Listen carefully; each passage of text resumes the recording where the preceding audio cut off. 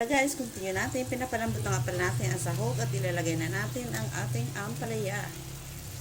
Ayan. Umpisa na natin yan sa bawang, sibuyas, kamatis. Tapos yan. Ayan. Palalambutin lang natin yan guys. May mga rekado naman na siya.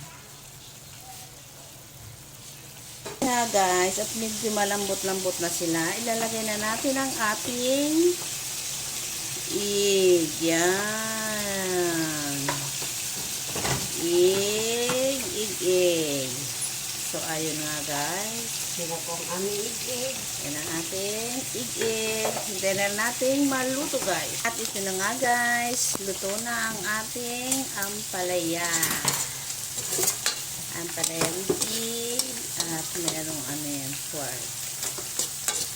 Yan. So, ayan. Malapit na tayo kumain pagkaluto, guys.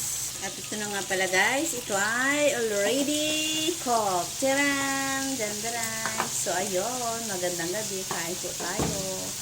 Ito nga pala ang ating isang menu. Yan. Niluluto natin. Let's eat!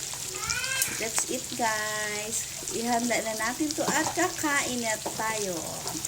Thank you for watching. And God bless mga karels. Tulang po tayo palagi. Maraming salamat sa mga viewers, followers, at sa hindi followers. Thank you sa pag-views. Thank you everyone. And God bless.